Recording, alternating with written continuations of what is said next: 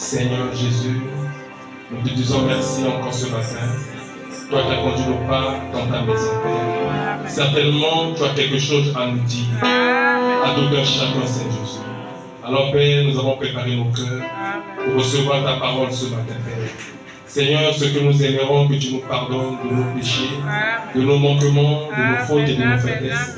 Que tu nous laves au travers de ton sang, qui est ta parole, Père. Que tu guérisses nos cœurs, que tu guérisses nos âmes et que tu guérisses nos corps. Bénis ton peuple qui est venu, Saint Jésus. Alors qu'ils sont venus, ils sont dans l'expectative. Oh Dieu, que tu te souviennes de tout un chacun, Père. Bénis, au lieu de puissant, ta parole qui sera lue. Bénis tous tes enfants, tous ceux qui sont à ton service ce matin. Bénis cette église, Saint Jésus, jubilé, ta belle Père. Et laisse que Dieu, que nous puissions aller de l'avant. Que la gloire, l'honneur, la puissance, la louange, l'adoration, pour l'éternité, dans le nom du Seigneur Jésus. Amen. Nous allons lire la parole de Dieu. Dans Josué chapitre 5.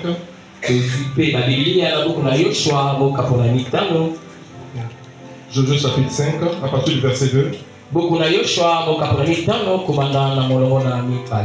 En ce temps-là, l'Éternel dit à Josué,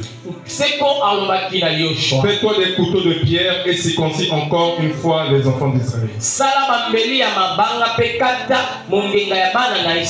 Josué se fit des couteaux de pierre et il circoncis les enfants d'Israël sur la colline d'Aralot. Aralot.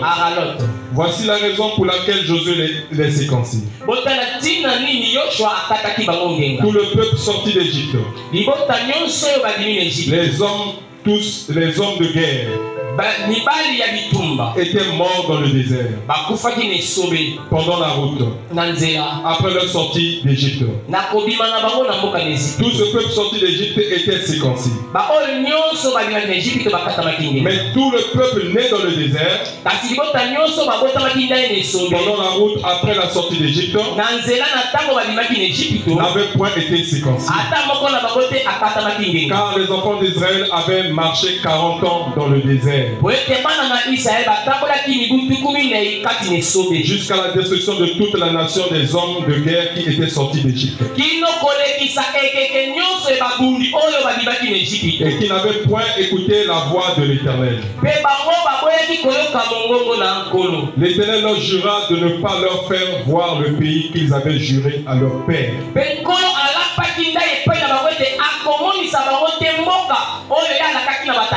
De nous donner. Pays où coule le lait et le miel. Ce sont leurs enfants qu'ils établissent à leur place. Et Josué les circoncis car ils étaient incirconcis. Parce qu'on ne les avait point circoncis pendant la route. Lorsqu'on eut achevé de circoncire toute la nation, ils restèrent à leur place dans le camp jusqu'à leur guérison. L'Éternel dit à Josué, aujourd'hui j'ai roulé de dessus vous l'opprobre de l'Égypte.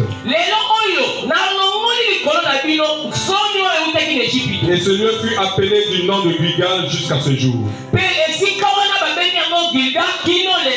Les enfants d'Israël campèrent à Gilgal et ils célébrèrent la Pâque. Le 14e jour du mois, sur le ils mangèrent du blé du pays. Le lendemain de la Pâque, des pains sans levain, du grain rôti, ils en mangèrent ce même jour. La manne cessa le lendemain. La manne cessa le lendemain de la Pâque. Quand ils mangèrent du blé du pays. Les enfants d'Israël n'eurent plus de manne et ils mangèrent des produits du pays de Canaan cette année-là.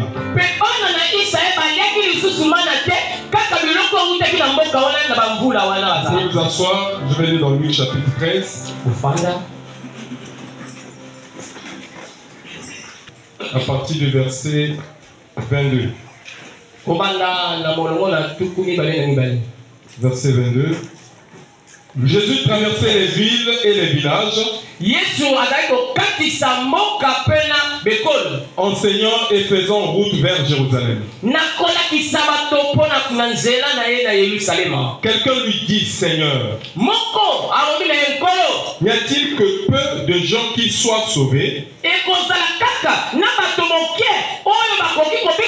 Il leur répondit, efforcez-vous d'entrer par la porte étroite, car je vous le dis, beaucoup chercheront à entrer et ne le pourront pas. Quand le maître de la maison se sera levé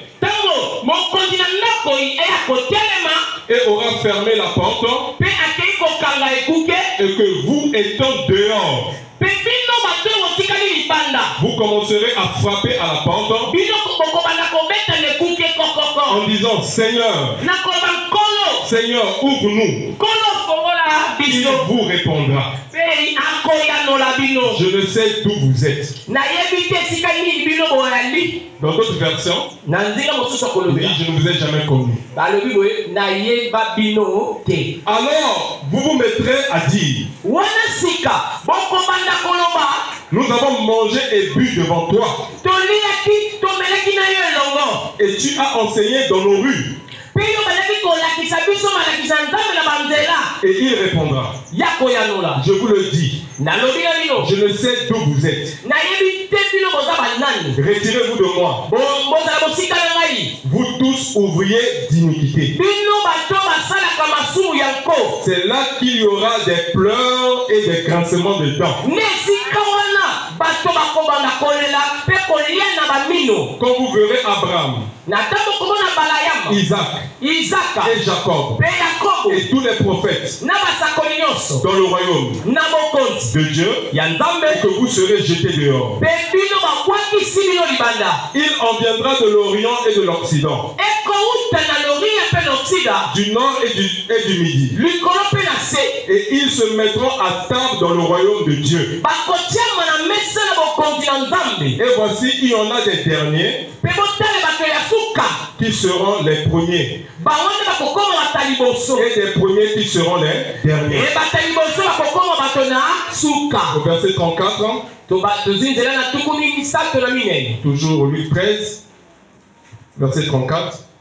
Jérusalem, Jérusalem, qui tue les prophètes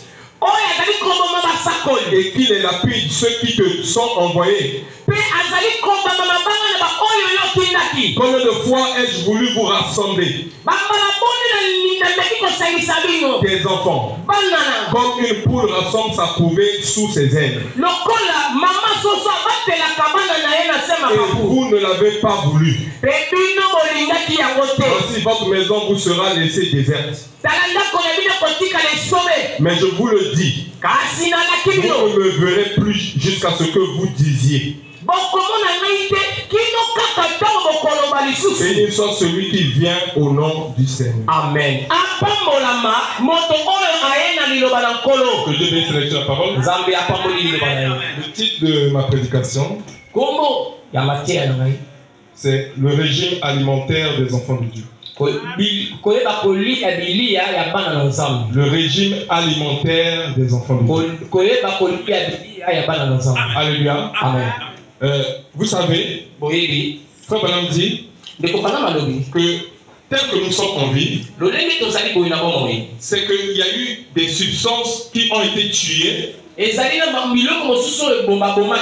pour que nous puissions vivre de cela. En fait, nous vivons que des substances mortes. Il faut cultiver les légumes. Il faut arracher ou tuer les légumes, les préparer pour que nous puissions le manger. Nous élevons les poulets. Il faut tuer le poulet pour que nous puissions le manger. Alléluia. Amen. Donc ici, nous parlons du régime alimentaire des enfants de Dieu. Chaque fils de Dieu que Dieu appelle, Dieu le soumet à un régime. Alléluia. Amen. Tel que nous sommes appelés, Dieu nous appelle des aigles. Alléluia. Amen. Or, l'aigle ne se nourrit pas de n'importe quoi. L'aigle a un régime alimentaire. L'aigle ne peut pas manger les grains. Et il ne peut pas aussi manger de la charogne. Alléluia. Amen. Mais lui, il se nourrit de la chair fraîche. Alléluia. C'est-à-dire que ce que lui-même a tué, et il boit le sang de ses victimes. Voilà pourquoi Jésus pouvait dire quelque part, si vous ne mangez pas de ma chair, si vous ne buvez pas de mon sang, vous n'avez pas la vie en vous-même. Quand Jésus parlait de cela, il nous voyait en tant que des aigles. Parce que l'aigle, quand il tue sa victime, il déchire sa chair et il boit son sang. Ainsi, nous sommes les véritables aigles. Nous devons manger la chair de la parole. Dieu nous soumet à un régime. Même dans le naturel. Quand quelqu'un est malade, soit qu'il a la tension. Or, la tension n'est pas une maladie. C'est comme la fièvre n'est pas une maladie. La fièvre veut seulement montrer qu'il y a un microbe ou une infection quelque part. La tension aussi veut montrer qu'il y a quelque chose qui ne va pas dans ton organisme. Soit tu es beaucoup stressé, soit le taux de cholestérol est élevé dans le sang. Alléluia. Amen. Donc c'est ça qui fait que la tension s'élève. Alors parmi les traitements qu'on doit t'imposer, tu dois suivre un régime alimentaire. Le médecin t'impose. Alléluia. Amen. Et que si tu ne suis pas ce régime alimentaire, tu mourras. Alléluia. Amen. Parce que eux, ils ont déjà fait ces études-là. On a compris que lorsque le taux d'huile ou de cholestérol est élevé dans le sang, alors ça déclenche l'élévation de la tension. Alors lui, il a étudié déjà cela. Alors lui, il t'impose un régime. C'est de la même manière que Dieu aussi nous impose un régime. Parce que Dieu ne nous voit pas comme étant des poulets. Mais il nous voit comme étant des aigles. Nous venons de lire dans Josué chapitre 5. La Bible nous dit, lorsque les enfants d'Israël sont sortis de l'Égypte, ils ont été fait sortir par Moïse. Et quand Moïse a terminé sa mission, Dieu a retiré Moïse. Dieu a dit à Moïse, prends ton manteau, place-le sur Josué et impose les mains à Josué. Or, Josué n'est que la continuité du ministère de Moïse. Amen. Et je vais te dire que Josué a fait plus de miracles que Moïse. C'est vrai, Moïse a séparé la mer Rouge. Mais Josué a traversé le Jourdain à sec. Josué a arrêté le soleil.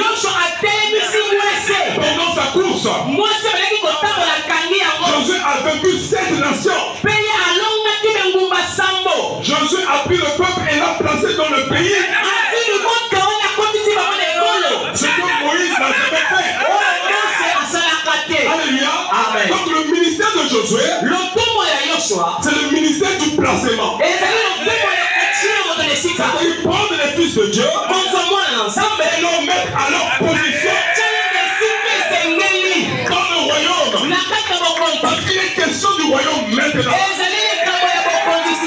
Maintenant, depuis l'affaire des tabernacles, tu n'as plus affaire au tabernacle. Tu as affaire à son royaume. Alléluia. Mon frère, ma soeur. Pendant qu'ils étaient là, alléluia, ils étaient arrivés à la frontière. À Kadesh Barnea. Alors Moïse m'a envoyé 12 espions. 12 espions selon les 12 tribus d'Israël. D'aller explorer le pays. Parce que ce pays, l'Éternel les avait donné. Et c'était à eux de nettoyer le pays. Alléluia. Amen. Mais quand ils sont arrivés là, ils ont vu les géants. Ils ont dit, nous ne pouvons pas posséder le pays. Mais parmi les 12, il y avait 2 vaillants guerriers. Josué et Caleb. Ils ont dit non. Mais comment pouvez-vous parler comme ça? Tous les miracles que l'Éternel nous a fait.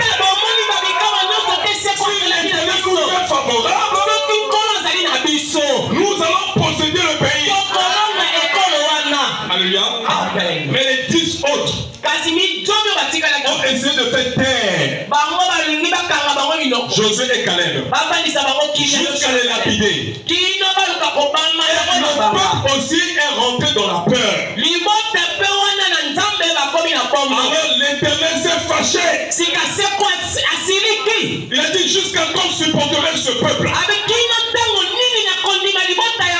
N'as-tu pas vu comment j'ai frappé l'Égypte? N'as-tu pas vu comment j'ai partagé la mer Rouge? N'as-tu pas vu tous ces miracles que j'ai fait au milieu d'eux? Mais jusqu'à présent, ils doutent toujours de la parole de Dieu. L'Éternel a dit, tous ceux qui ont douté, tous ceux dans le peuple qui ont pleuré et ont regretté, ils n'entreront pas dans le pays. C'est là on fait pendant prêche 2 sur 2 millions ou 1 sur 1 million. Alléluia. Donc toutes ces choses-là devaient mourir. Alors l'Éternel Dieu dit à Moïse, dit au peuple de faire demi-tour. Je vous dis une chose. Lorsque le Seigneur se fâche, c'est grave. Je pensais que tu as affaire à un homme. Mais si tu as affaire à Dieu, c'est très grave. Alors il dit au peuple de faire demi-tour. Tous ceux qui ont murmuré contre Moïse, contre Josué et Caleb doivent périr dans le désert. Et pendant 40 ans, Dieu a attendu jusqu'à ce que le dernier ne meure. Alléluia. Ils étaient des millions. Mais à cause de l'incrédulité, Dieu les a enterrés dans le désert. Alléluia. Amen. Et la Bible nous confirme qu'ils étaient circoncis. Alléluia. Être circoncis, c'est faire partie de l'alliance de Dieu. C'est faire partie du peuple de Dieu. C'est pas le fait de venir à l'église. C'est pas le fait de porter des longues robes. De porter la veste et la cravate.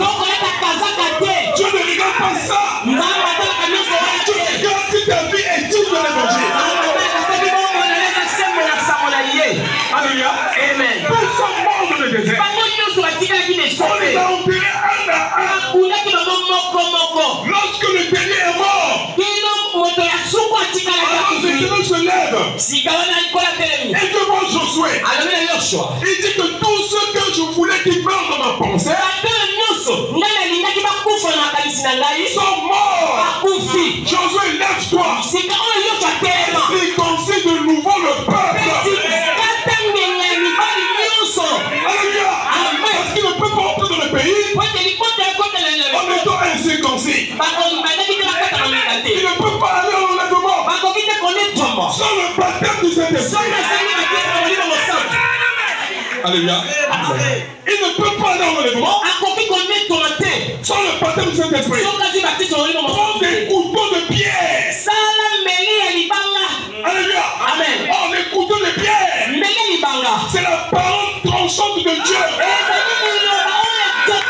C'est la parole qui taille. C'est la parole qui coupe. C'est la parole qui colle. Sans compromis.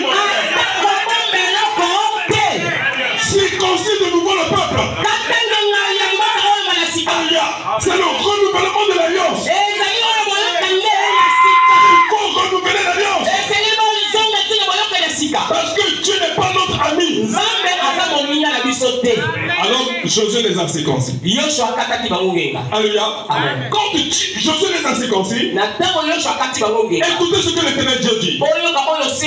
Aujourd'hui, j'ai roulé de dessus de vous l'opprobre de l'Égypte. Parce que pour Dieu, aussi longtemps que tu n'es pas circoncis, tu es dans l'opprobre. Tu es dans la honte. Aussi longtemps que tu n'es pas circoncis, aussi longtemps que tu es païen, même si tu viens à l'église, tu es dans l'opprobre. Alléluia. Il faut que tu sois circoncis. Que tu abandonnes tes habitudes mondaines. Voilà l'incitation. J'ai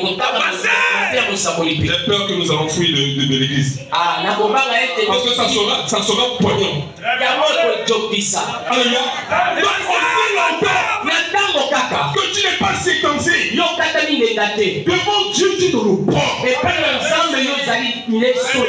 Mais l'Éternel Dieu dit à Josué, aujourd'hui même, j'ai roulé de dessus de vous l'opprobre de l'Égypte. Ce qui prouve que tu appartiens à Israël. Tu dois avoir le signe de la circoncision. C'est l'alliance que Dieu a traitée avec Abraham avec sa postérité. Et je veux te dire, ce jour-là dans la chambre haute, ils ont reçu le baptême du Saint-Esprit. C'est-à-dire la circoncision de leur cœur. Et la parole dit que cette bonne nouvelle du royaume sera prêchée à toute la création, jusqu'aux extrémités de la terre. Après quoi viendra le jugement. Dieu ne peut pas juger la terre. L'épouse n'est pas prête. Juger seulement. Il faut que son épouse soit retirée de la terre. Tant que l'épouse est sur la terre, il y aura seulement des petits jugements. Comme vous avez vu ce qui se passe en Californie. Le feu qui a brûlé près de 12 000 villas. C'est le jugement de Dieu contre la ville pécheresse, la ville du péché, la ville du cinéma, ou de la cinématographie. On est en train de souiller toutes les villes du monde. Il y aura des petits jugements. Alléluia. Mais le vrai jugement, Dieu ne peut pas l'apporter sur la terre aussi longtemps que l'épouse est encore sur la terre. Voilà pourquoi il a envoyé un message. Le message de Malachie 4 pour préparer nos cœurs. maintenant, si tu manques la préparation là, ça je sais pas. Alléluia. Je ne sais pas comment tu vas partir. Alléluia. Mais la préparation se fait ici. Alléluia. Donc, quand l'Éternel dit à Josué, Josué chapitre 5, verset 9. Aujourd'hui, j'ai roulé de dessus vous le propre de l'Égypte. Et ce lieu fut appelé du nom de Gilgal jusqu'à ce jour. Les enfants d'Israël campèrent à Gilgal et ils célébrèrent la Pâque le 14e jour du mois. Sur le soir dans les plaines de Jéricho. Ils mangèrent du blé du pays le lendemain de la Pâque.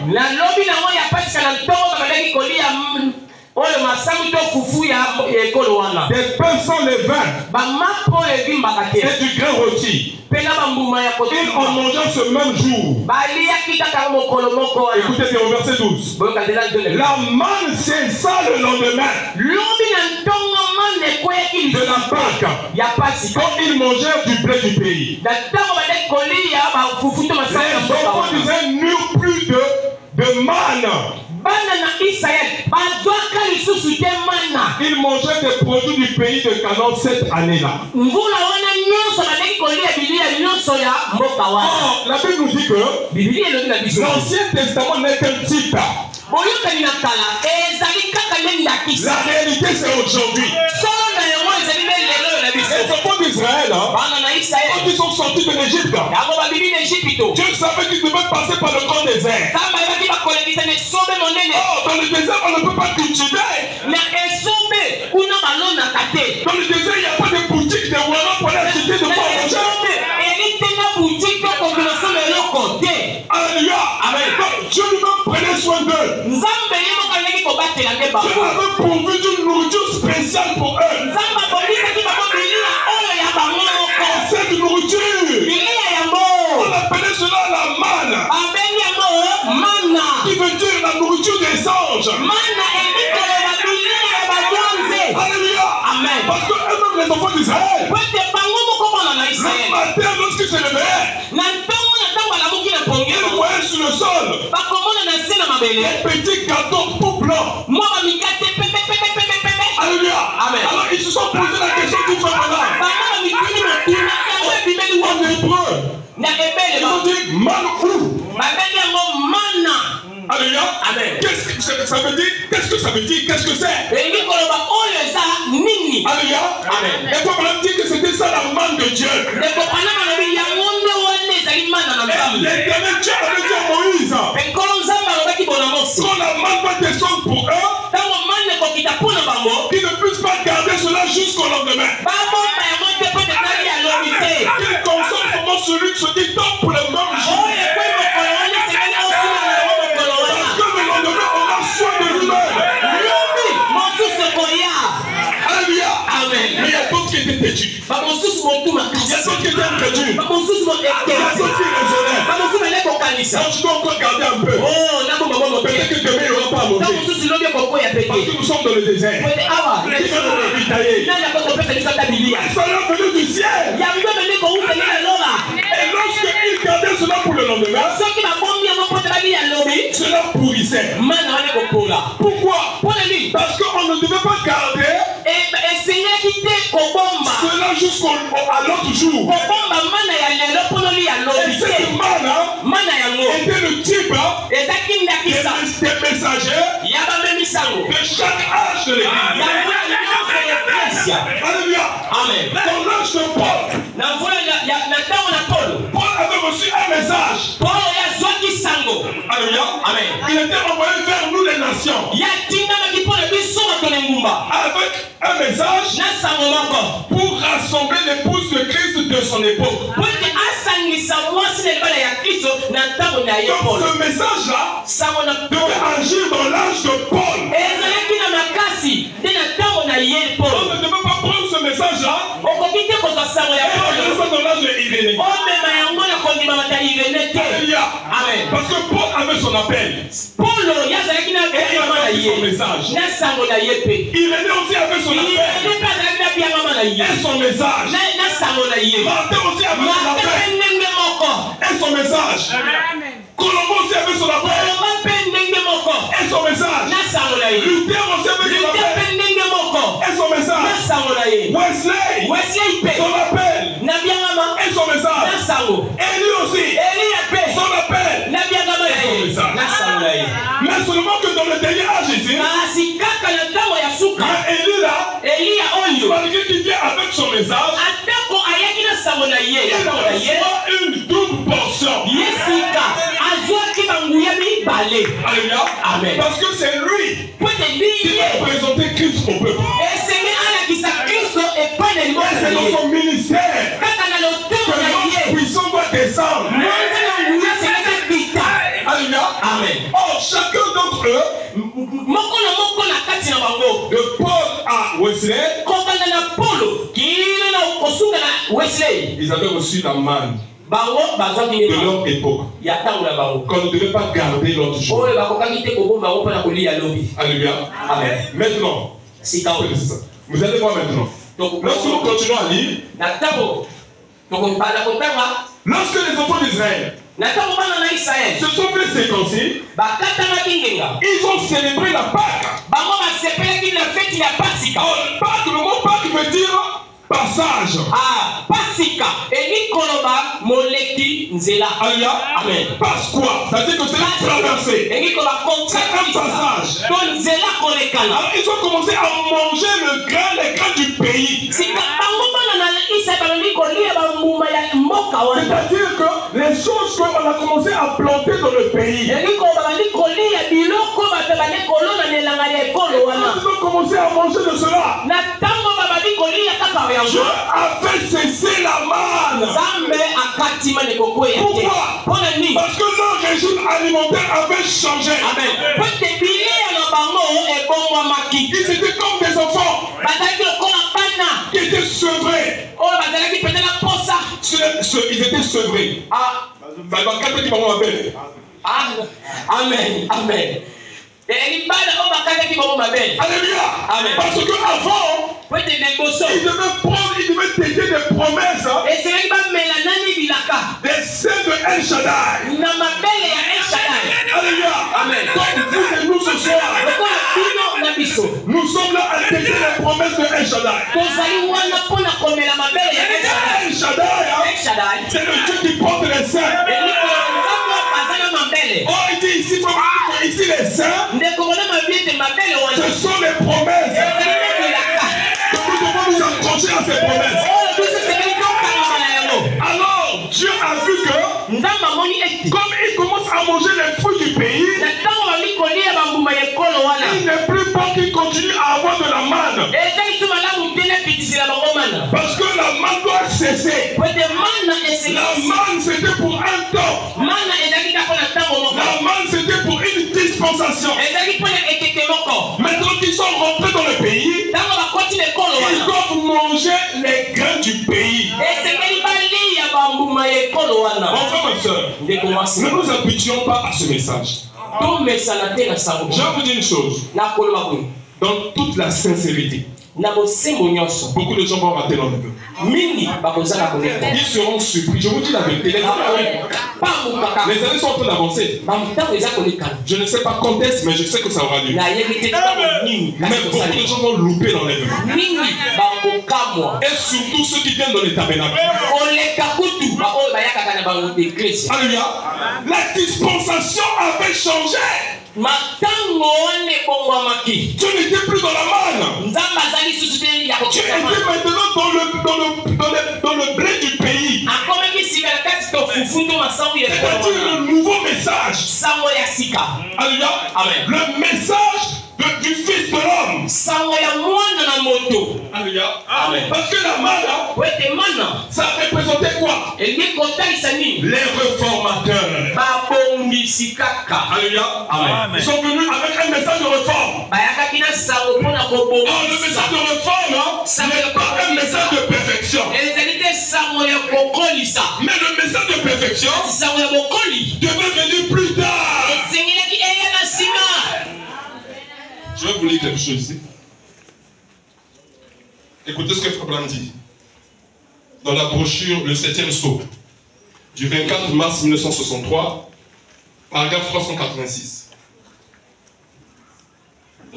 Il dit, nous sommes maintenant dans l'âge de l'aigle. Alléluia. La révélation qui doit être révélée au complet. Plus une révélation partielle. Parce que Dieu n'accepte pas une adoration partielle. Si tu veux adorer Dieu, adore-le parfaitement. Prépare-toi depuis ta maison là-bas. Que tu vas venir à l'église. Tu ne vas pas rencontrer un homme. Tu ne vas pas voir un homme. Tu ne vas voir Dieu. Je continue à lire. La révélation qui doit être révélée au complet. Nous sommes maintenant dans l'âge de l'aigle. La révélation qui doit être révélée au complet. Qu'un jour où retentirait le message du 7e ange. C'est alors que tous les mystères de Dieu seraient menés à terme. D'abord, c'est que la Vierge endormie devait passer par la période de la tribulation pour être purifiée. Alléluia. Amen. Ça c'est fort. On dit que c'est une vierge. On peut dire que si elle est vierge, c'est qu'elle est sanctifiée. Alléluia. Amen. Mais pourquoi passe-t-elle par la tribulation? Parce qu'il y a un élément de la parole qu'elle avait négligé.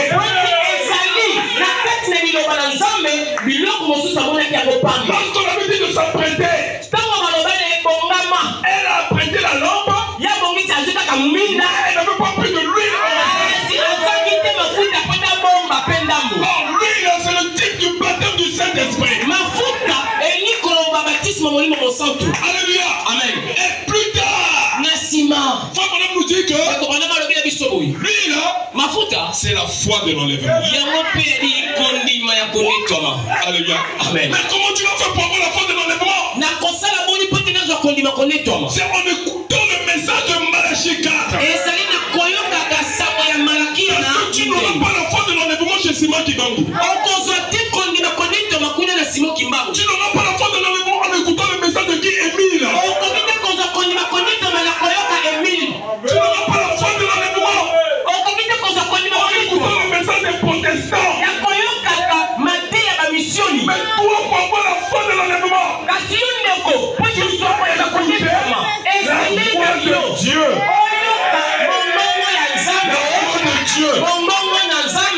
Et sous les brochures, il est écrit en anglais, The Voice of God Recording. La voix de l'aigle. Alléluia. La voix de Dieu a retenti. La voix de Dieu est yokani. Alléluia. Amen. La voix de Dieu a retenti. Lisez vos brochures. C'est écrit derrière. La voix de Dieu a retenti. Par la voix de l'homme. Au temps de Noé. C'était la voix de Dieu.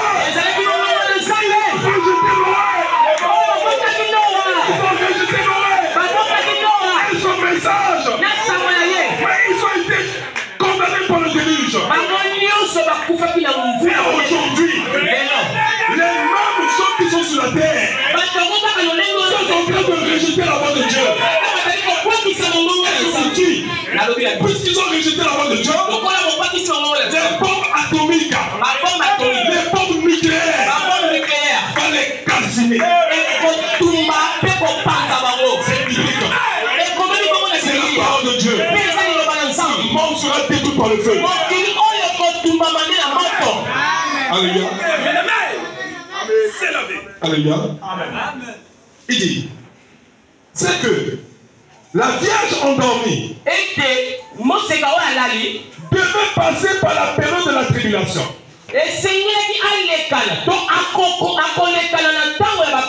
Pour être purifiée. Et vous savez pourquoi elle doit passer par la période de la tribulation? Alléluia. C'était une vierge. Alléluia. Elle était sanctifiée. Mais il manquait un élément. Il manquait l'huile. Alléluia.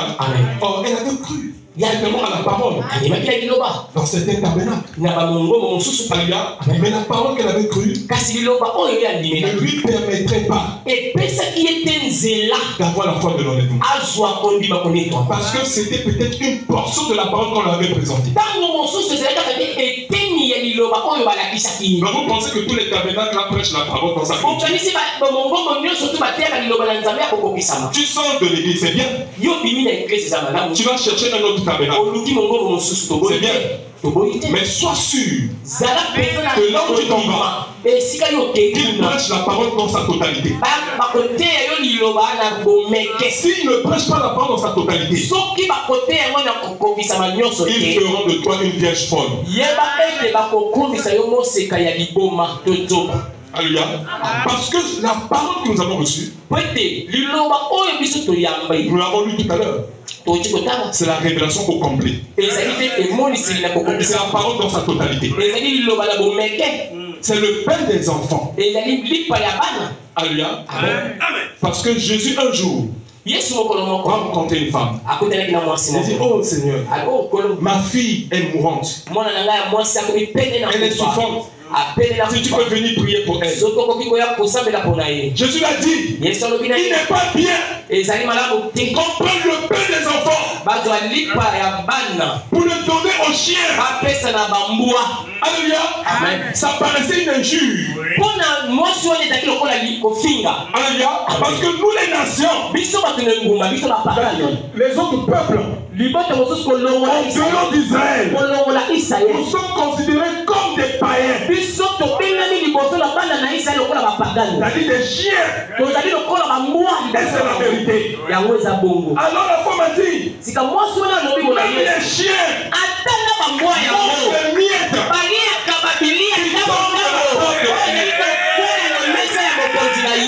Jésus a dit à cette femme, à cause de cette parole, je vois que tu as la foi. Tu ne veux pas le pain au complet, mais tu veux même les miettes. Qu'il te soit fait selon ta foi. Mais aujourd'hui, Jésus ne veut plus les miettes pour nous. Il veut que nous ayons le pain au complet. Pourquoi? Il a envoyé Malachie 4 avec un message de restauration. Lorsque nous parlons de la restauration, ça commence par la justification. Alléluia. Amen. Donc, dès que tu es justifié, tu rentres dans une étape de restauration. Mais la justification, ce n'est pas tout. Être justifié, c'est quoi? On va ramasser. On a dit venez tel que vous êtes. On va ramasser pendant la poubelle. Mais lorsqu'on te ramasse, si tu es un verre, ou bien une bouteille qu'on a ramassée, vous voyez les gens ramasser les bouteilles par-ci par-là, ce n'est pas d'orgueil. Mais on ne s'arrête pas là. Il faut laver la bouteille. Oh, alors il faut passer maintenant à une autre étape qu'on appelle la sanctification. Oh, la sanctification, c'est la deuxième étape de la restauration. Alors, lorsque tu es sanctifié, on ne s'arrête pas là. C'est un verre. On doit l'utiliser pour boire de l'eau. Alléluia. On commence à mettre de l'eau à l'intérieur. Alors il y a la restauration des dents. Alléluia. Tu commences à parler langue. Tu commences à prophétiser. Tu commences à avoir des visions.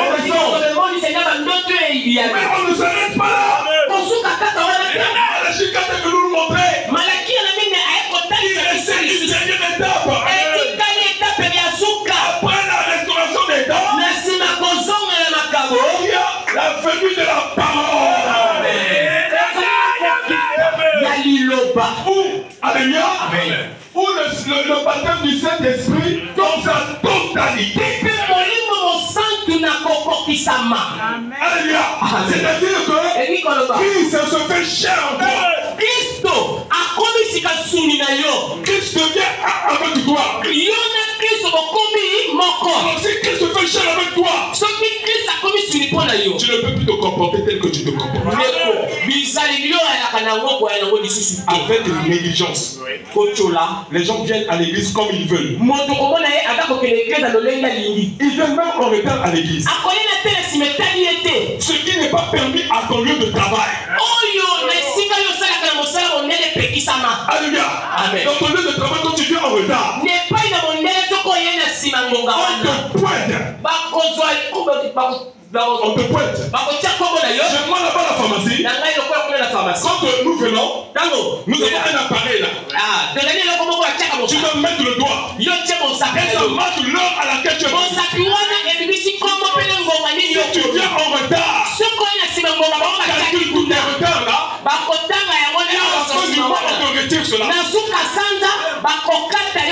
Nous les enfants de Dieu, nous blaguons avec Dieu. Nous pensons que Dieu est notre ami. Nous venons à l'église quand nous voulons. Que nous voulons. Nous ne respectons pas l'ordre de l'église. Et comme nous sommes ainsi, nous allons rater l'enlèvement. Parce que l'enlèvement, c'est pour les gens sérieux. C'est pour les gens qui ont pris la parole de Dieu en considération. Alléluia. Amen. C'est pour les gens qui ont pris la parole de Dieu en considération. Alléluia. Maintenant, il dit ici. D'abord, c'est que la Vierge endormie devait passer par la période de la tribulation. Il y a un certain pasteur du message. On est RDC. Un grand pasteur du message qui a prêché ce message pendant plus de 30 ans. Je ne sais pas son nom, mais si vous allez sur les réseaux sociaux, vous savez. Il a prêché la colonne de feu sur la tête de Frère Branham. Il a prêché la venue des anges ou le départ des anges. Il a prêché la photo d'Hoffman. Il a prêché les miracles et les signes et les prodiges. Jusqu'à avoir les cheveux blancs. En soutenant ce message. Et là-bas, les sœurs sont tellement sanctifiées. Et tellement sanctifiées, les frères. Mais à la dernière minute, il commence à trouver les erreurs de le message. Et il est sorti du message, lui et toute son église. Alléluia. Amen. Donc ça veut dire que mon frère, la vieille folle est bien là au bleu. Il va les amener où? Est-ce que lui a un message? Le seul qui a le message, c'est celui qui a été confirmé. Et nous ne sommes que des auxiliaires. C'est-à-dire que nous ne faisons que répéter ce que Branham a dit. Moi, je n'ai pas un message. Parce que si j'ai un message, je veux vous amener où? Alléluia. Je continue à lire. Il dit. Et nous les retrouvons ici dans Apocalypse chapitre 7. C'est la Vierge folle. Entre le chapitre 6 et 7. Mais c'est l'église, les gens purs qui n'avaient peut-être pas eu la possibilité de recevoir le message.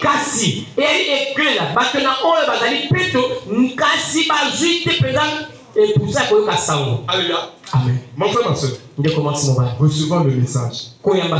Le message doit être prêché au complet. Si on vous prêche un message à moitié, vous êtes libre d'aller là où vous pouvez avoir le message au complet. Parce que ce n'est pas parce qu'on écrit tabernacle. C'est pas parce qu'on a mis la photo de Frère Branham que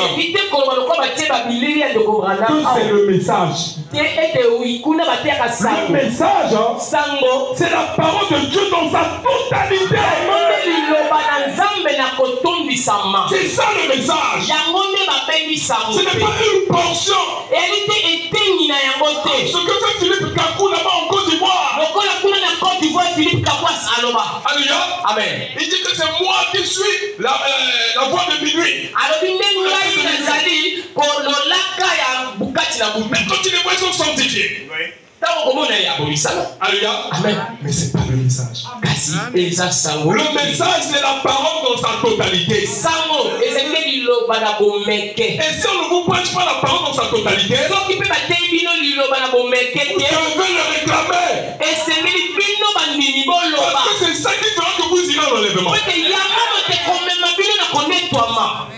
Mais, il dit ici, mais c'est l'église, les gens purs. Qui n'avait peut-être pas eu la possibilité de recevoir le message. Ou parce qu'ils avaient été aveuglés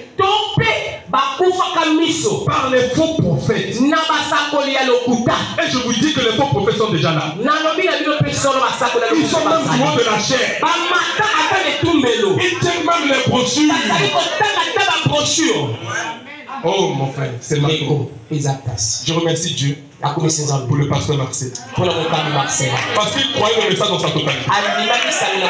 Parce qu'il nous a prêché le message dans sa totalité. Mon frère, il y a beaucoup de tablettes qui sont en train de prêcher maintenant. Au moment où moi je prêche là, mais quelle parole il donne au peuple? Est-ce que c'est le message dans sa totalité? Ou bien c'est un morceau de pain? Il y a d'autres tabernacles qui croient à la polygamie. Ce que Branham n'a jamais enseigné. Alléluia.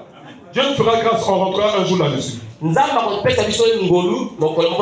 dit ici. Voilà. Ou parce qu'ils avaient été aveuglés par les faux prophètes. Alors ils n'ont pas eu la possibilité. Et pourtant ce sont des gens au cœur vraiment sincère. Et Dieu connaît leur cœur. Ce n'est pas des pécheurs. C'est des gens sincères. Mais comme ils ont manqué l'élément surnaturel, l'huile dans la lampe. Alléluia. Amen. La foi de l'enlèvement. Le Saint-Esprit dans l'âme. La circoncision du cœur. Alors ils doivent aller payer avec leur propre sang. Parce qu'ils ont rejeté le sang de Christ. Or,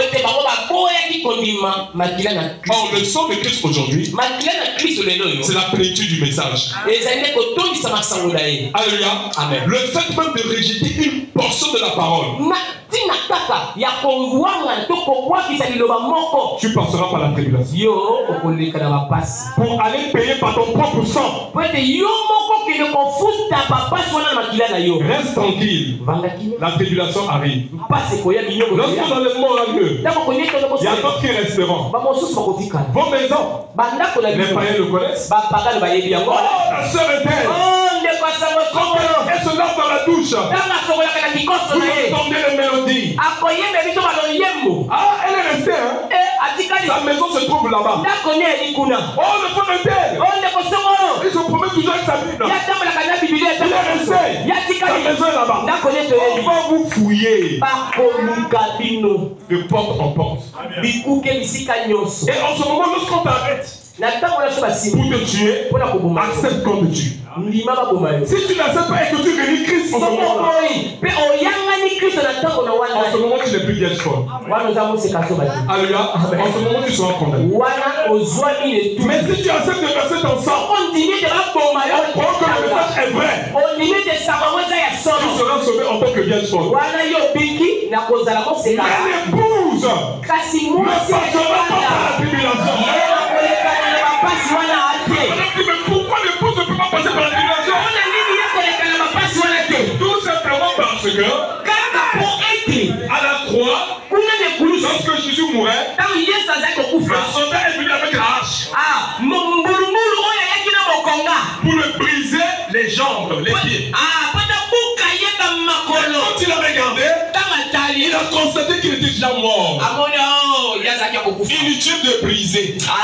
Il est déjà mort. Mon frère, si tu es déjà mort avec Christ, pourquoi encore passer par la tribulation? Si tu as reçu le Christ dans ton cœur, si tu as reçu Christ dans ton âme, et que tu t'es identifié au message, pourquoi encore passer par la tribulation?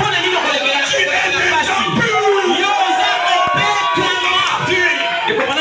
déjà pur. Le message que vous avez reçu. Je continue à lire. Nous allons voir. Il faut qu'on lise les citations. Oui. Alléluia. Amen.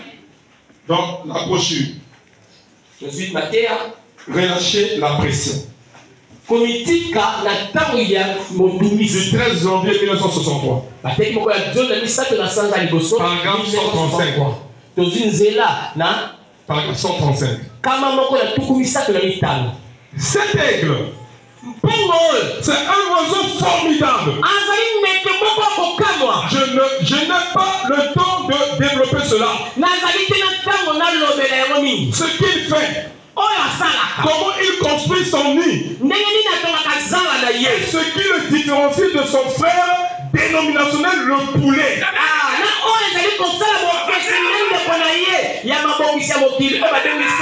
Alléluia. Parce qu'il y a une différence entre l'aigle et le poulet. Alléluia. Amen. Oh, tu as bien interprété.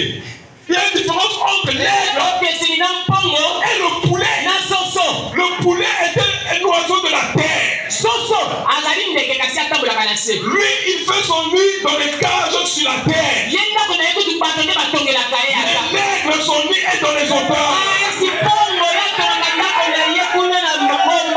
Alléluia. Amen. Oh là là. Oh là là. Il rentre dans la vision. Il dit ici. Je n'ai pas le temps de développer cela. Ce qu'il fait, comment il construit son nid. Ce qui le différencie de son frère dénominationnel, le poulet. Ce gratteur de basse-cour. Alléluia. Donc lui, le poulet, pour pouvoir manger, il doit gratter la terre. Alléluia. Amen. Après il fouille. Alléluia. En l'aigle, c'est pas ça. Alléluia. L'aigle, lui, il doit attraper un animal et le tuer. Au paragraphe 136. Oh, pas étonnant que Dieu ait comparé son héritage à l'aigle.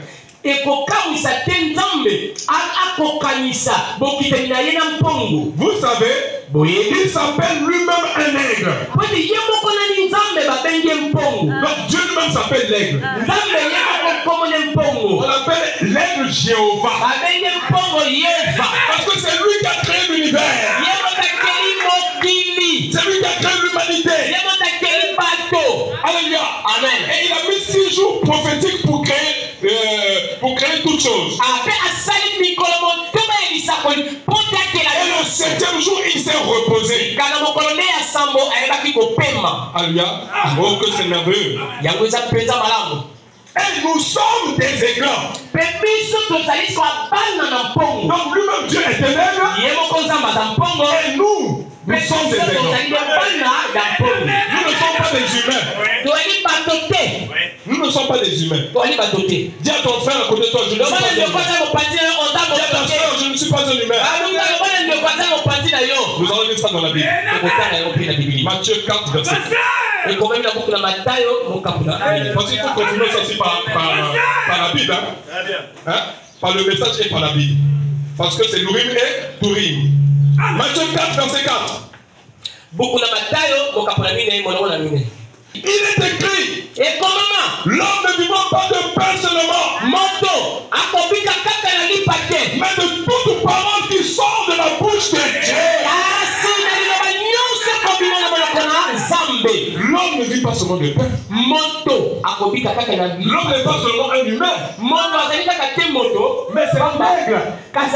On va vivre de la parole de Dieu. Voilà pourquoi si tu ne te nourris pas spirituellement, tu vas sentir que le côté humain est en train de dominer plus. Voilà pourquoi vous allez amener des comportements charnels à l'église. Tu ne peux pas comprendre les choses spirituellement. Pourquoi ton côté humain pèse trop? Mais Jésus a dit, l'homme ne vivra pas de pain seulement, mais de toute parole. De toute parole qui sort de la bouche. Et je vais te dire une chose. La bouche de Dieu, c'est le prophète. Et la bouche de Dieu, c'est les auxiliaires. Ceux qui manipulent le feu de Dieu, gardons la pensée de Dieu. Alléluia. Et nous sommes des aiglons. Et l'aigle n'est pas un charognard.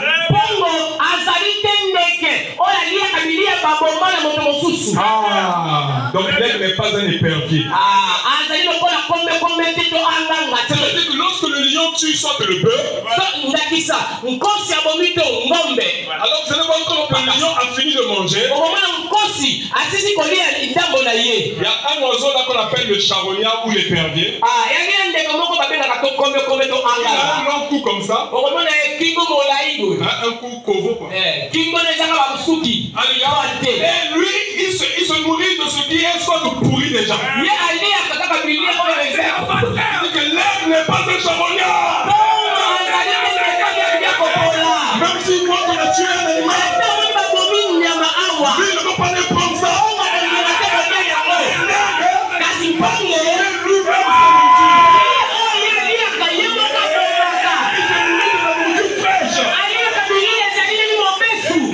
Bois du sang.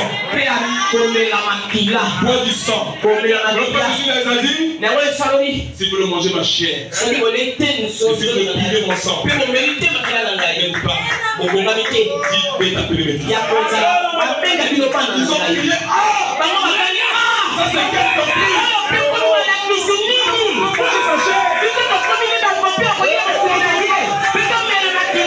Oui, tu vas le manger.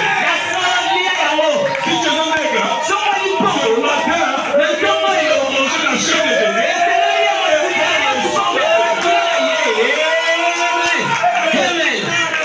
Que Dieu te bénisse. C'est quoi l'homme dit? Et nous sommes des aigles. Et l'aigle n'est pas un charognard. Tous les jours, il se nourrit de la viande fraîche. Tous les jours, tous les jours, il se nourrit de la viande fraîche. C'est-à-dire, l'âge de Paul, il se nourrit de la viande fraîche.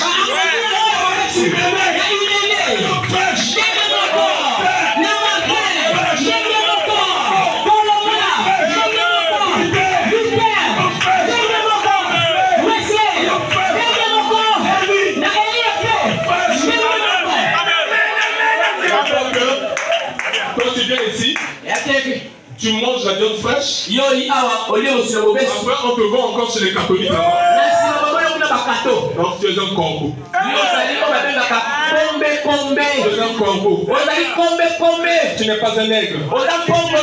Tu ne connais pas ta position. ici. On te retrouve dans un kizinga là-bas. On te fait des lavages. On te fait un corbeau. Tu n'es pas encore un aigle. On dit que l'aide se nourrit tous les jours. Tu laisses au dimanche de la viande fraîche. Le message de ton jour. Pas le message du temps de nourrir.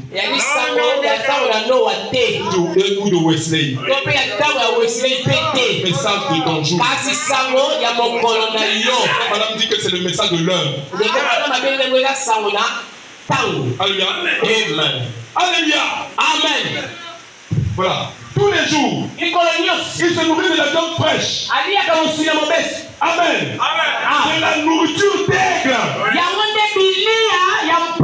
C'est ce que l'église doit avoir. Pas d'une espérance qu'il y a 40 ans. Une espérance que j'ai maintenant. Pas quelque chose de frais venant du ciel. Donc une révélation fraîche.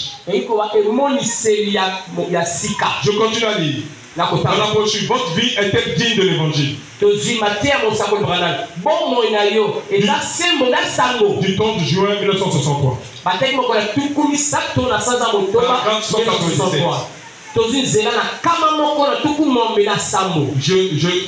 Tu sais, je suis pasteur de l'une des plus grandes églises de cette ville, Seigneur. Écoutez ce que Paul me dit. La même excuse. La même chose. Alors ils ne viennent pas au festin spirituel de sa parole. Jésus n'a-t-il pas dit où sera le corps?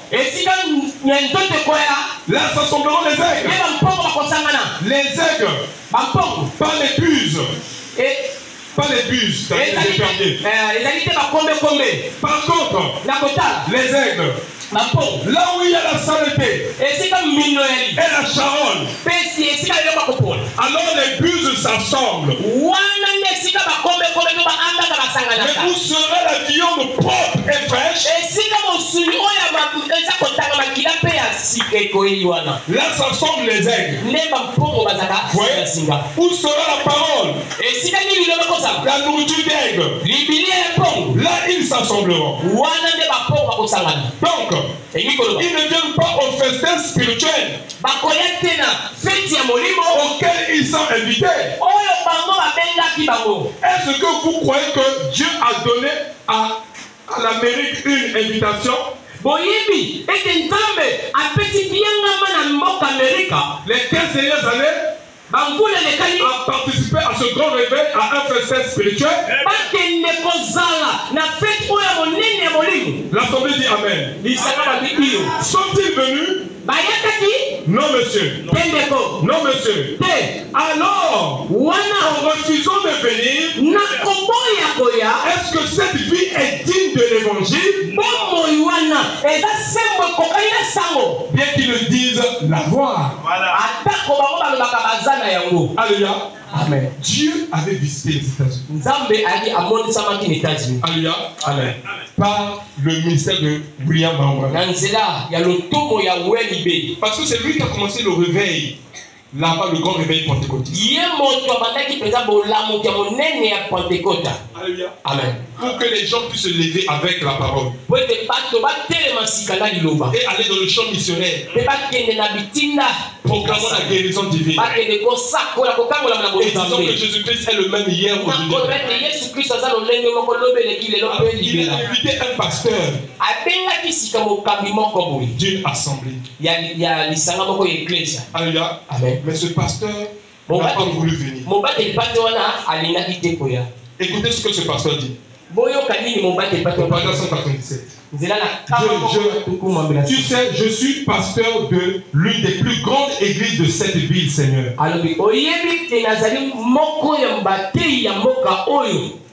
Alléluia. Amen. Et Frère dit la même excuse La même chose. Ce n'est pas parce que tu as un grand titre. Ce n'est pas parce que tu commençais à prêcher depuis là-bas. C'est pas ça qui compte chez Dieu. Lorsqu'on t'adresse l'invitation, il faut venir. Alléluia. Amen. Mais il a donné une excuse pour refuser de venir au festin spirituel qui se passait en son jour.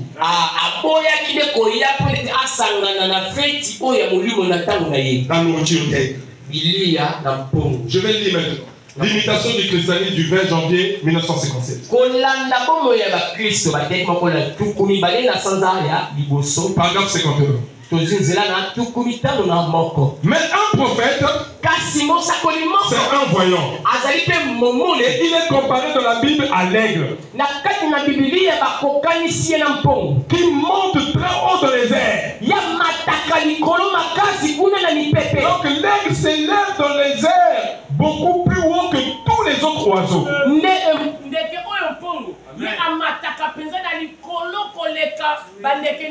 Et il n'y a aucun oiseau qui peut suivre l'aigle.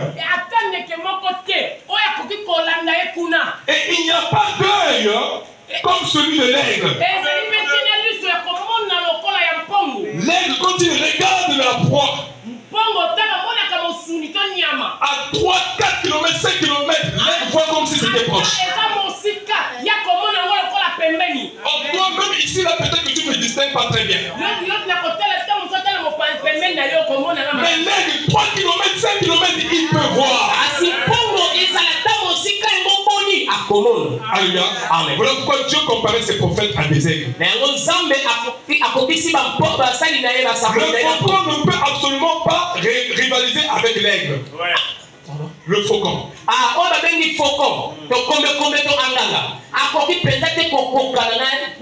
Et le faucon ne pourrait pas supporter l'altitude à laquelle l'aigle peut s'élever.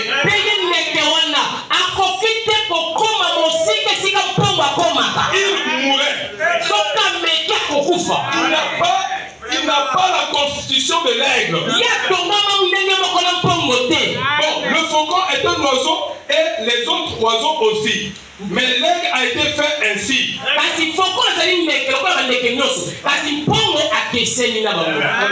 Parce qu'il est un oiseau qui s'élève très haut dans les airs. Il peut monter tellement haut qu'il voit des choses que les autres oiseaux ne peuvent pas.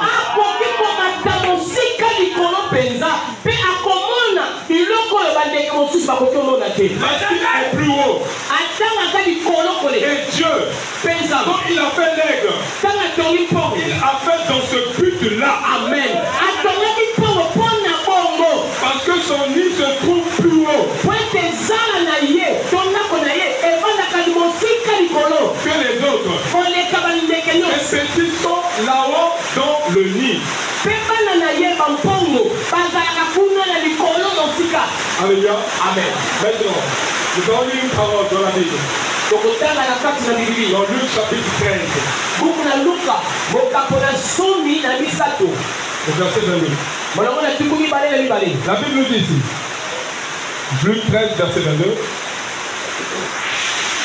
Jésus traversait les villes et les villages, enseignant et faisant route vers Jérusalem. Quelqu'un lui dit, Seigneur, y a-t-il que peu de gens qui soient sauvés? Il leur répondit, efforcez-vous d'entrer par la porte étroite. Car je vous le dis, beaucoup chercheront à entrer, mais ne pourront pas. Quand le maître de la maison se sera levé et aura fermé la porte, et que vous étant dehors, vous commencerez à frapper à la porte en disant, Seigneur, Seigneur, ouvre-nous. Il vous répondra, d'où vous êtes. Alléluia. Amen. Dans une autre version, je ne vous ai jamais connu. En d'autres termes, la semence n'est pas en vous. C'est-à-dire ma parole, parce que la semence de Dieu, c'est la parole de Dieu. Ma parole n'est pas en vous. Alors vous vous mettez à dire, nous avons mangé et bu devant toi. Et tu as enseigné dans nos rues. Il répondra, je vous le dis, je ne sais pas d'où vous êtes. Retirez-vous de moi, vous tous ouvriers d'iniquité. Frère Bonhomme nous explique que l'iniquité, c'est ce que tu sais de la part de Dieu. Tu as été enseigné de ça, mais tu n'as pas obéi à cela. Alléluia. En ce moment-là, on appelle ça le péché d'iniquité. Dès que la vérité parvient à toi, et que tu connais la vérité, et que tu ne marches pas d'après la vérité, tu es dans le péché de l'iniquité. Ta place sera dehors. Là où il y aura des grincements dedans. Alléluia. Pourquoi le Seigneur nous parle durement comme ça? Mais c'est parce qu'il veut que nous soyons sauvés. Alléluia. Amen. Nous allons dire quelque chose ici. Quand la brochure est conduite.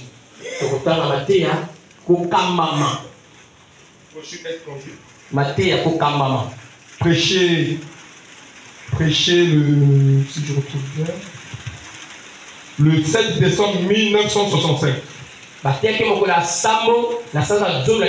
Page 15, paragraphe 111. Jésus a classé ça de la même manière. Je m'arrête ici un instant. Il a dit, c'est en vain que vous me rendez un culte. En enseignant comme doctrine des commandements d'hommes. Maintenant, réfléchissez. Un culte sincère, honnête, avec une sincérité qui vient du cœur envers Dieu, que ce soit quand même en vain. C'est fort. Et c'est même étonnant. Quelqu'un qui vient à l'église, une seule qui porte des noms, un frère qui tient la Bible et les brochures, mais Dieu sait que c'est en vain que tu me sers. Ça c'est fort. Alléluia. Mais nous allons continuer à dire ça maintenant. Il va nous décortiquer la chose. Réfléchissez. Plus sincère, honnête, avec une sincérité qui vient du cœur envers Dieu, et que ce soit quand même en vain. C'est comme ça que cela a commencé avec Caïn au jardin d'Éden. Un culte sincère, mais qui a été rejeté, très religieux, mais quand même rejeté. HS Porte, la semaine dernière, il y a 2 semaines, avec une réunion des hommes d'affaires, un petit niveau de là-bas, alors que plusieurs centaines de personnes s'étaient rassemblées. J'ai pris 2h30 pour parler de rendre un service à Dieu sans que ce soit la volonté de Dieu.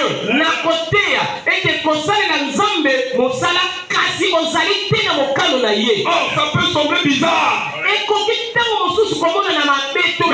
voilà. Nous devons nous canaliser, entrer dans le canal pourvu par Dieu. Et dans la manière de Dieu de faire les choses. C'est pas le fait de venir à l'église. Mais il faut entrer dans le canal, la manière de Dieu de faire. Parce que le message c'est un autre pays. Sango, ezali ekolo mosusu. Le message c'est pas la dénomination. Sango, yali te babongisa mokili. Ce que tu avais appris dans la dénomination là-bas, oublie ça. Oyo yo yebaki kuna na babongisa mokili. Tout ce que tu veux faire dans le message, nyonso kosala na sango. il faut te préférer.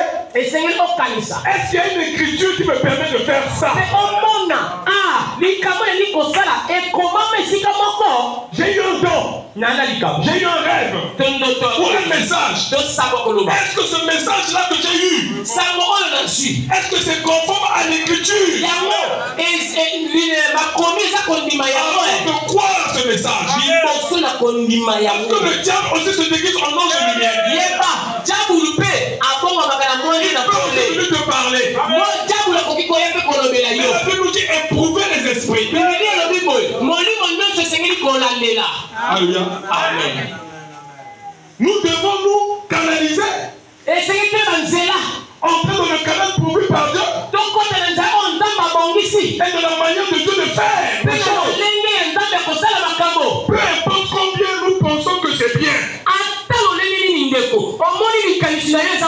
Il faut que ce soit selon la parole du Seigneur.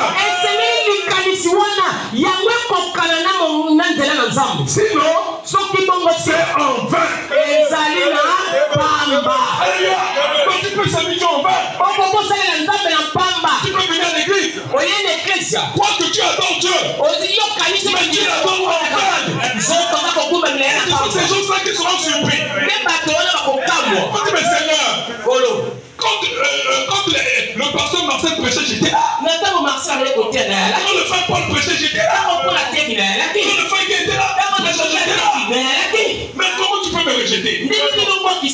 Va le regarder, vas-y. Retire-toi de moi ou viens d'iniquité. Je suis un peu connu. Pourquoi? Il venait à l'église, mais il faisait les choses à sa façon. Ça, c'est un avertissement à jubiler. Nous ne sommes pas dans une dénomination. Nous sommes dans le message. Et tout ce que nous devons faire. Qu'est-ce que Branham a dit?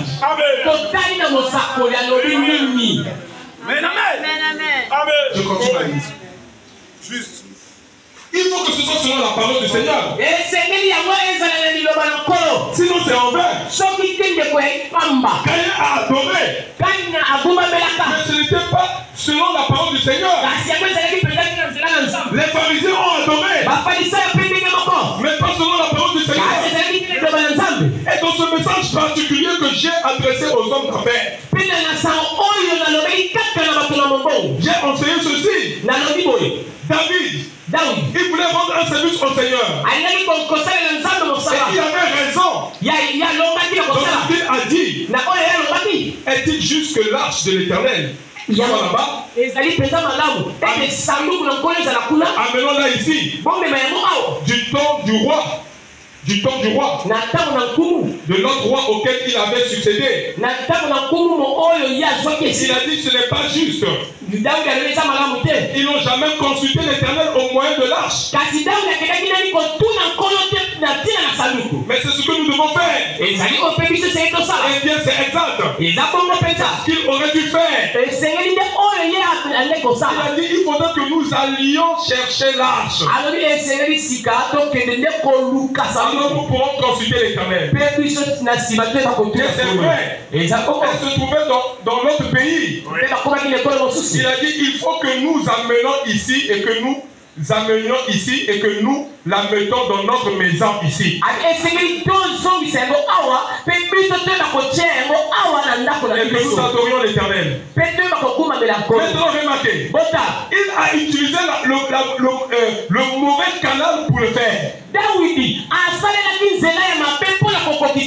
a consulté les chefs de 50, de centaines de milliers. Ils ont tous été consultés. Chacun d'eux, ils voyaient que c'était la volonté du Seigneur. De toute apparence, c'était la parole du Seigneur. Alléluia. Amen. La parole du Seigneur, par toi, il faut la placer au bon endroit. Sinon, ce n'est pas la volonté du Seigneur. Maintenant, laissez pénétrer cela profondément. Et vous aurez une idée générale de ce que je cherche à dire.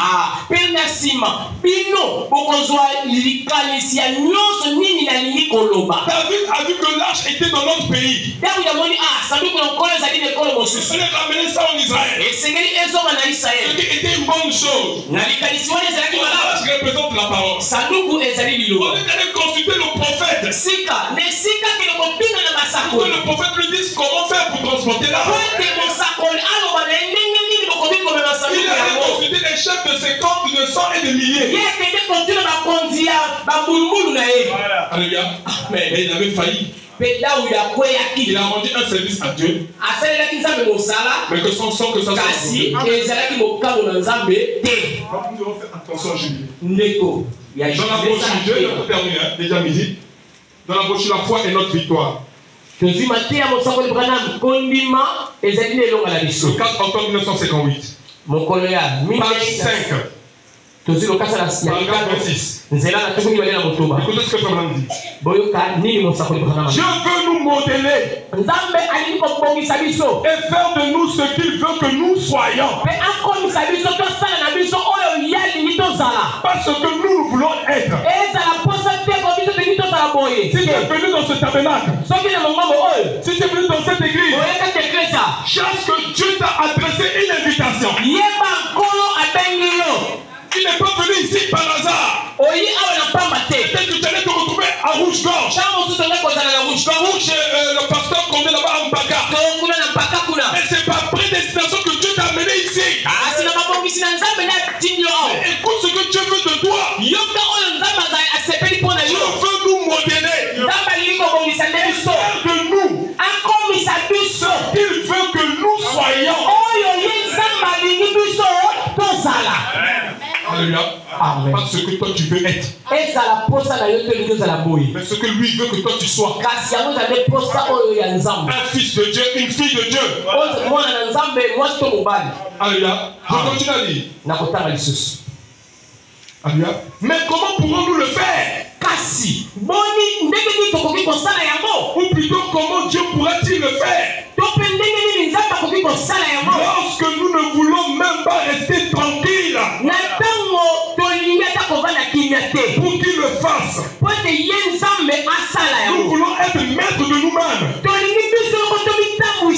Nous voulons penser à notre propre manière. Beaucoup de gens dans l'église, s'ils joignent et inscrivent leur nom dans le registre, sont même considérés ce que l'église croit. Nous sommes examinés sérieusement cette église. Comment ils prêchent la parole de Dieu. S'ils soutiennent ou pas le plein évangile. On dit, le choix d'une église c'est comme le choix d'une épouse. Parce que si tu choisis mal ta femme, on dit que ce sera la carrière dans ta vie. Parce qu'ils ne vont pas au divorce. Alléluia. Si tu as fait un mauvais choix, tu dois te calmer avec ce mauvais choix. Les amis, fardeau, tu vas supporter ton fardeau. Ah oui, il faut supporter. Au moins que tu supportes sur la terre et que tu gagnes le ciel. Parce que si tu divorces, il y a une écriture qui dit que dans le royaume les divorcés n'entendent. Ah, c'est fort, hein? Mon frère, ma soeur, le prophète nous dit ici quelque chose de très sérieux. Alléluia. Que beaucoup de gens vont à l'église. S'ils joignent sans réfléchir, examiner la parole qui est prêchée dans cette église. Est-ce que c'est la parole dans sa totalité? bien on lui donne seulement une petite. Parce que la parole dans sa totalité, c'est le Fils de l'homme. La parole dans sa totalité, mais si tu n'as pas la parole dans sa totalité, même si c'est un église de tabernacle, vous allez rater l'enlèvement. Nous avons les Écritures. Moi, madame dit qu'il y aura des églises. Zéro, c'est-à-dire du pasteur, personne n'ira. Mais comment faire pour y aller? C'est pas la qualité de la parole qui est prêchée. La qualité de la parole que vous croyez. C'est la qualité de la parole que vous vivez. Moi, au moins, je fais mon travail. Vous avez écouté. Si vous appliquez, c'est bien. Alléluia. Si vous n'appliquez pas, c'est pas une faute. Je me suis dégagé. Alléluia. Ce que Dieu a mis dans mon corps, c'est ça que je vous dis. Alléluia. Donc il dit, voilà. Comme il prêche la parole de Dieu, s'ils soutiennent ou pas le plein évangile, ou s'ils prennent juste une portion et ajoutent un credo flottant, ces raisons allaient sans jamais pouvoir réaliser quelque chose. Tout ce que j'ai prêché au début là, Branham confirme ça ici. Amen. Donc il y a des tabernacles, il y a des églises qui prennent seulement une portion du message. Ils ajoutent leur credo. Il y a des gens qui ont même détrôné Branham de sa place. Ils sont mis à la place de Branham ou à la place de Jésus. Il y a des gens qui vont dans ces églises-là et qui disent Amen à des faussetés et qui paient leur dîme là-bas. Ils manqueront l'enlèvement, comme je vous le dis, coup sur coup. Pourquoi? Parce qu'ils étaient conscients. Les brochures sont là. Même si le pasteur vous trompe. La Bible dit quoi? Le prophète dit quoi? Il dit que le livre du maître est contre les mains des églises. Vous avez les réseaux sociaux. Vous avez les brochures. Comment pouvez-vous louper l'enlèvement? Même si le pasteur se trompe, ici, là, c'est comme parce que c'est la parole du royaume. Mais c'est bien. Il faut suivre la parole.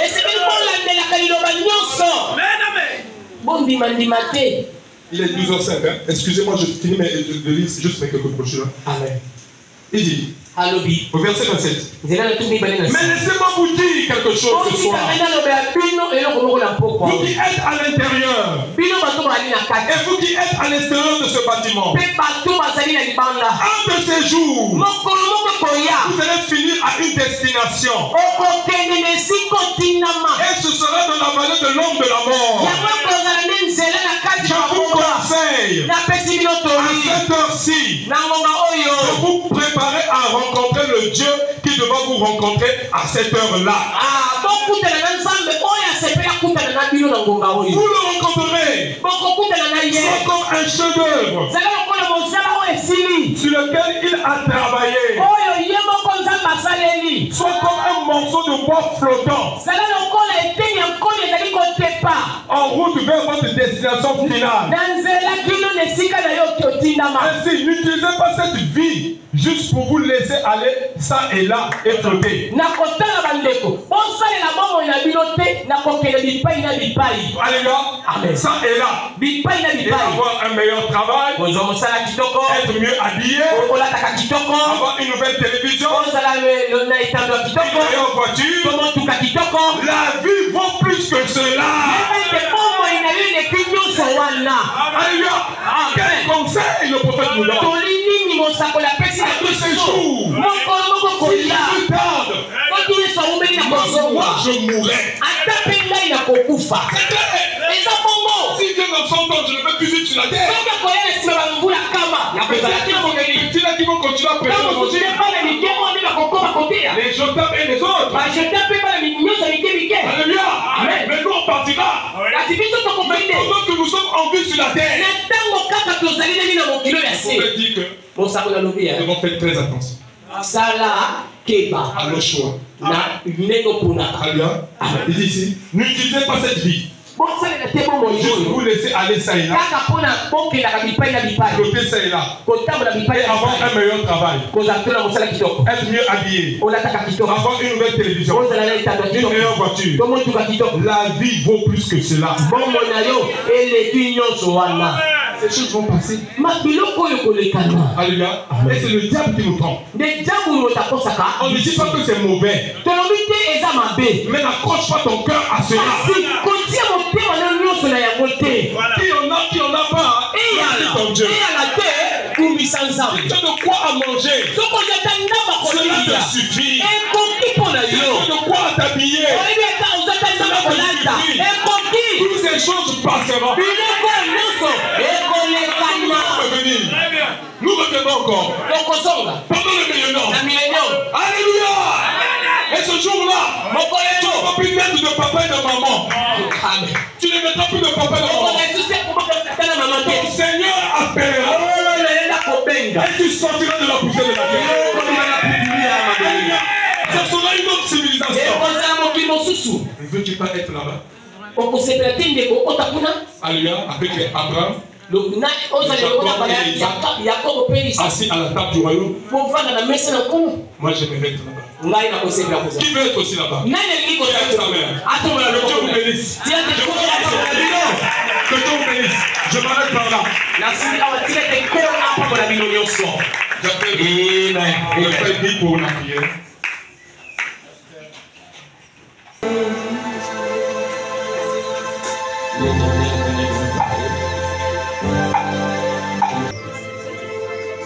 Dieu éternel tout-puissant,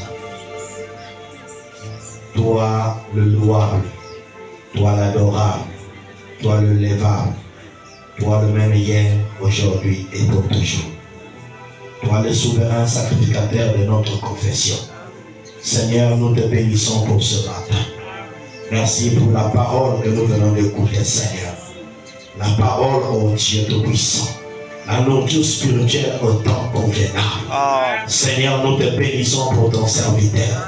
Que tu aies utilisé puissamment, Seigneur de gloire, de pouvoir nous parler de cette parole, Seigneur. Du régime élémentaire des enfants de Dieu. Oh Père éternel, quelle grâce que nous avons reçue de toi, Seigneur Jésus-Christ.